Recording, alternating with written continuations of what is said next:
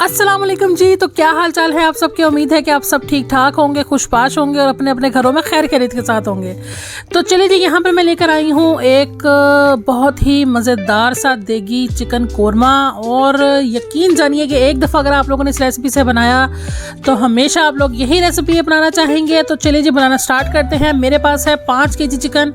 आज मैं बनाने लगी हूँ 5 केजी चिकन का कोरमा, क्योंकि हम लोगों ने देनी है न्याज, क्योंकि मुहर्रम चल रहे हैं। तो यहाँ पर मैं इसको लगा रही हूँ सिरका। मैंने इसको अच्छे से वॉश कर लिया। उसके बाद मैंने इसको 1 कप के करीब सिरका लगा के रख दिया, ताकि इसका जो है वो एक्स्ट्रा पानी और ब्लड वगैरह जो है वो रिमूव हो जाए।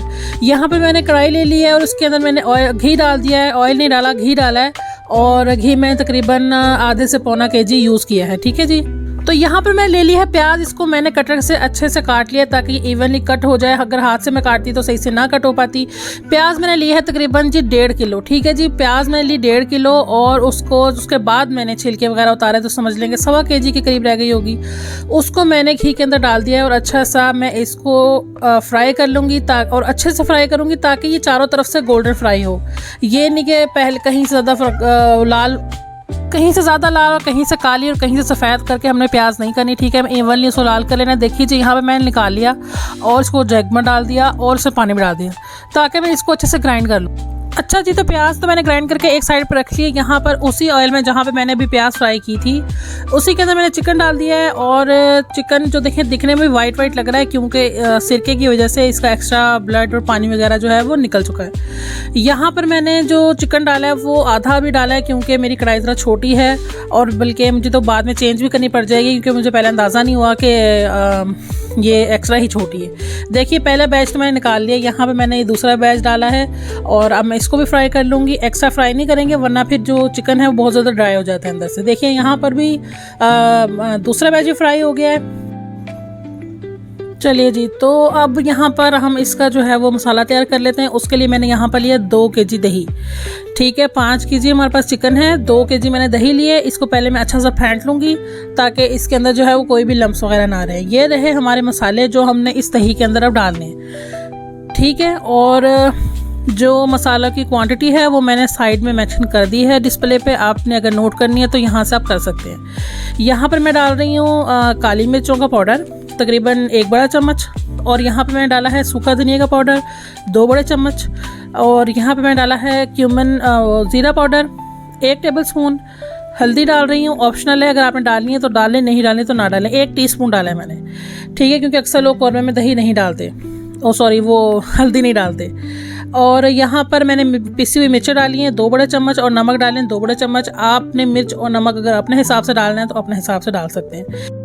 अच्छा, तो यहाँ पे मैं डाल रही हूँ कोरमा मसाला, जो बाहर से पैकेट का मसाला मिलता है। मैंने शान मसाला मंगवाया था, उसके 2 बड़े चम्मच डाल दिए मैंने। ठीक है, सिर्फ 2 चम्मच ही बड़े डाले हैं।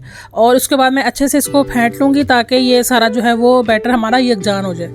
अब यहाँ पर जो हमारा ऑयल घी था उसके अंदर मैंने लहसुन अदरक का पेस्ट डाल दिया। लहसुन अदरक का पेस्ट मैंने डाला है तकरीबन 5 टेबल स्पून लहसुन के और 5 टेबल स्पून अदरक पेस्ट डाला। ठीक है, ये आप लोग अपना नोट कर लें कि 1 केजी में मैं 1 चम्मच लहसुन और 1 चम्मच अदरक डालती हूँ। तो 5 केजी में मैंने 5 चम्मच लहसुन और 5 चम्मच अदरक डाला है। ठीक है, यहाँ पर मैंने ऑयल के अंदर उसके बाद कुछ खड़े मसाले डाल दिए।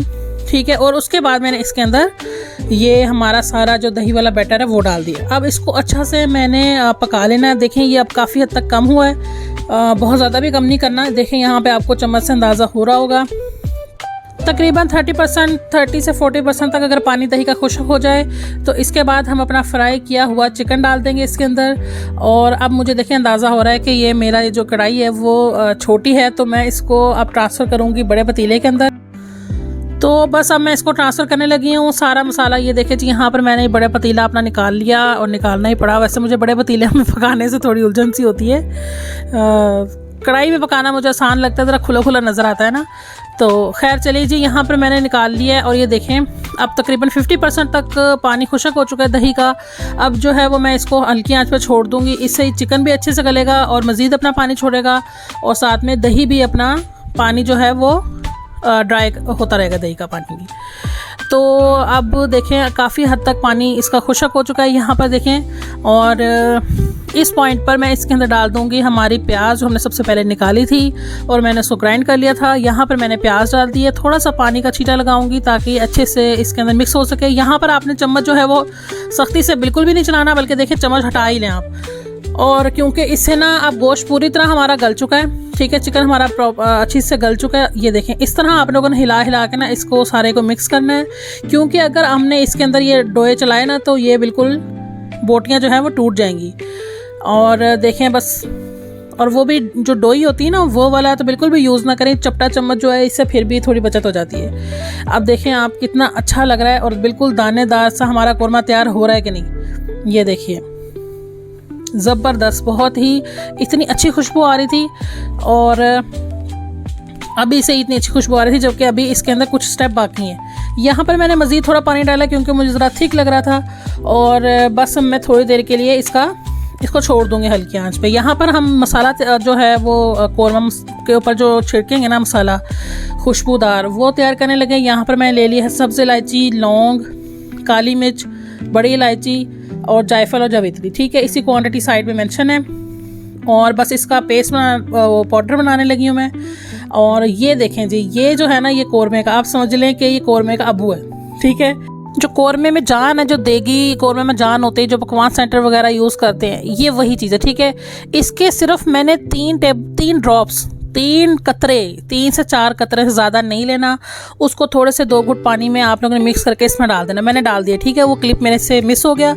उसके बाद जो मैंने भी मसाला पीसा था मैंने वो भी डाल दिए। अब मुझे पता चल गया कि भाई मैंने कितनी थिकनेस रखनी है कोरमे की, वो मैंने जब मेंटेन कर ली तो उसके बाद मैंने उसके अंदर केवड़ा एसेंस के 4 ड्रॉप्स या 3 कर लें आप, ठीक है, ज़्यादा नहीं करने, इससे फिर कड़वा हो जाएगा सारा आपका कोरमा।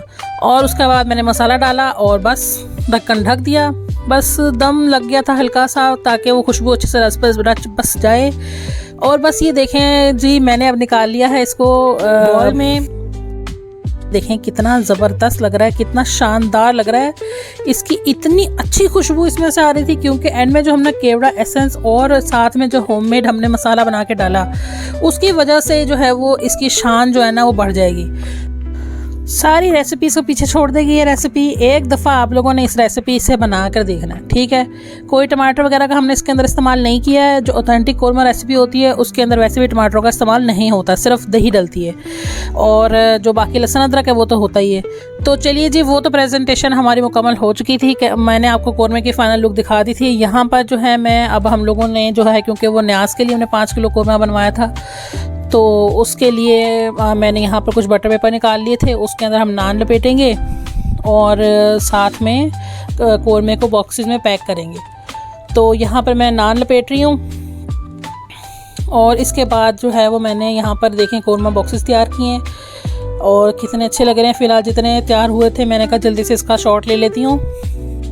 इस न्याज में से जो कुछ बॉक्सेस हमारे रिलेटिव्स के यहाँ गए थे वहाँ से तो तारीफ़ के पैगामात हमें आ गए थे और अगर आप लोग भी इसी रेसिपी से बनाएंगे तो आपको भी हर तरफ से तारीफ़ मिलेगी। तो बस ये थका के मैंने अपने लिए निकाला एंड में और मैं अब आ गई हूँ इंजॉय करने के लिए, कोरमा वगैरह खाऊंगी अब बैठ के।